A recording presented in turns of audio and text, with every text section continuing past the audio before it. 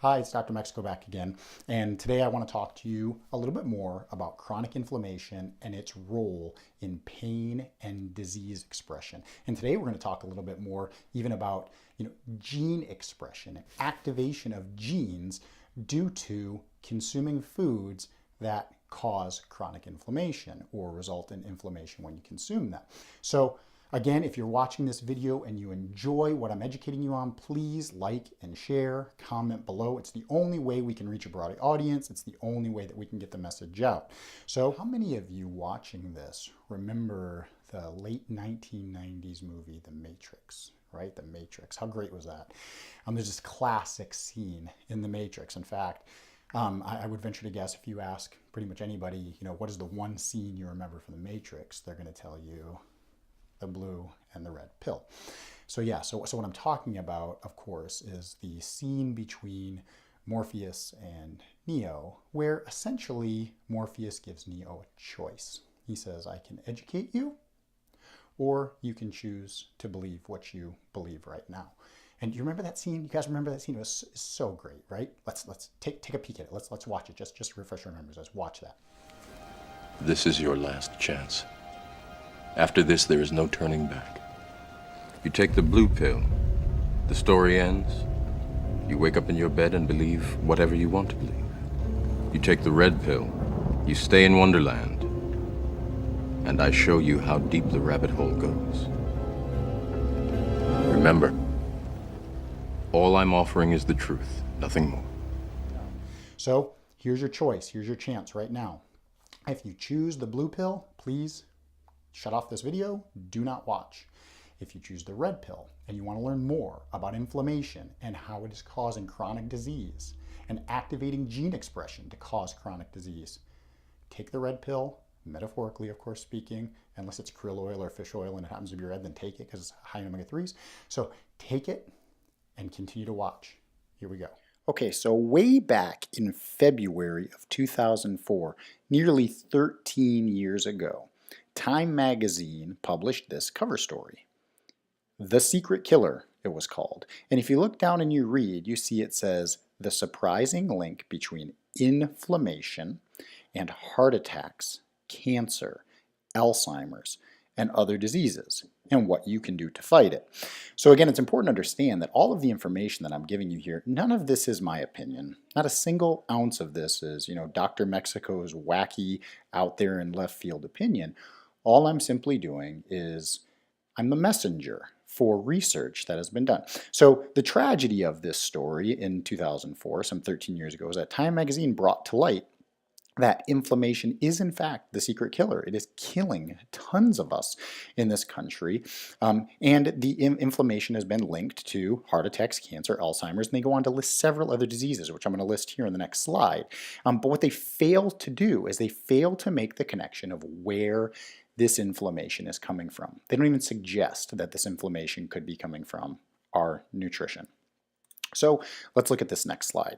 This next slide I title The Cart Before the Horse, and the reason why I do this is because when I lecture on this, I tell people that it's important to understand the diseases that are being caused by inflammation before we actually understand the inflammatory process itself. So when you understand the diseases that chronic inflammation causes or contributes to, then that should prompt you to want to learn a little bit more about inflammation process itself. So this is a research paper by Dr. Simopoulos. This is, again, not my work. Dr. Simopoulos is a medical doctor. She received her medical degree from Boston University School of Medicine. She's a pediatrician and an endocrinologist. She does research for the NIH, the National Institutes of Health, and she is the leader of the Center for Genetics and Nutritional Health in Washington, D.C. I think she knows what she's talking about. This is her information again, not mine. I'm just her messenger. These are her exact quotes, not mine. So this is the evolutionary aspects of diet and the omega-6, omega-3 ratio story and genetic variation. Nutritional implications now for chronic inflammation. So Time magazine told us that inflammation is a problem. Dr. Simopoulos is telling us that inflammation, chronic inflammation, is coming from our diet, is what she tells us. Now, listen to what she says. Her quote. Some of you may have to go back and listen to this multiple times and read this multiple times. Some of the other docs are going to get it right away. But Dr. Simopoulos says, and again, these are her exact words. I'm not indulging here. I'm not paraphrasing here. These are her exact words. Many of the chronic conditions, cardiovascular disease, diabetes, cancer, obesity, autoimmune diseases. A good example of an autoimmune disease would be something like, let's say lupus, rheumatoid arthritis, asthma, and depression are associated with increased production of, and then she goes on to list here, I'm going to say them really quickly, thromboxane A2, leukotriene B4, interleukin 1B, interleukin 6, tumor necrosis factor, and C-reactive protein. So you don't have to remember any of those words. If you're not a physician, and just understand that these are all, it's a different ways of saying inflammation, inflammation, inflammation, inflammation, inflammation, inflammation, inflammation. So they're all pro-inflammatory.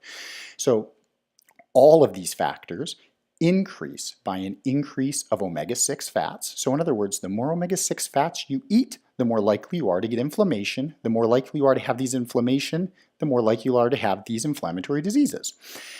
So all of these factors increase by eating more omega-6 fats, and all of those factors decrease by eating more omega-3 fats. So eat more omega-3s, have less of these, which means have less disease.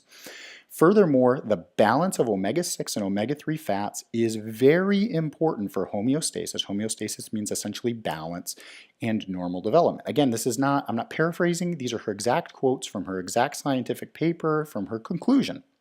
She then goes on to say, the ratio of omega-6 to omega-3 EFAs, essential fatty acids, is an important determinant of health because both omega-6 and omega-3 fatty acids influence gene expression. Again, her quote. So just because you have a genetic affinity for a specific disease, again, let's say something like cancer or diabetes or autoimmune disease like lupus, doesn't mean you have to express that disease because the omega-6 and the omega-3 fatty acids influence your gene expression. These fats decide which genes you're going to express. Since many chronic diseases begin even in utero and early infancy, proper dietary intake of polyunsaturated fatty acids, omega-6 and omega-3s, even prior to pregnancy may be important, as shown for folate. So essentially, she's saying this is why we recommend, and pediatricians recommend, and OBs recommend that women take prenatal vitamins because we know that folate deficiency can cause problems with neural tube defects. So then she further goes on to say, if you keep reading here, that recent studies on gene interaction, diet-gene interaction, further suggest that dietary omega-6 fatty acids promote, meaning cause, whereas omega-3 fatty acids, EPA, DHA, inhibit or stop leukotriene-mediated inflammation. Again, forget leukotriene, so omega-6s cause inflammation, omega-3s reduce inflammation, leading to atherosclerosis and also all of these other diseases that she mentioned. So again, none of this is my opinion. Many of you may get angry with me for being the messenger. Many of you may want to say, Dr. Mexico is, he's making the stuff up. He shouldn't be making these comments. At the end of the day, all I'm doing is suggesting that we eat more omega-3s and eat less omega-6s. At the end of the day, I'm suggesting that human beings are designed to consume, vegetables, fruits, and animals that consume vegetables and fruits.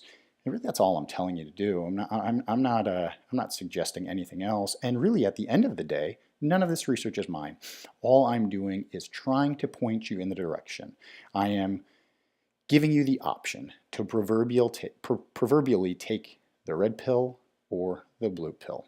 And when you take the blue pill, you can go on and believe whatever you want to believe. You can go on and believe that your diet and nutrition does not impact your genes or your health whatsoever. Or if you chose to take the red pill and you're still watching this film, then you understand that your diet has everything to do with your disease. So again, this is Dr. Mexico. Hope this was educational for you. If you like it, please share it. Please comment in the section below, even if you just comment, where you're watching from. And, really helps the audience grow. Thank you very much, and make it a great day.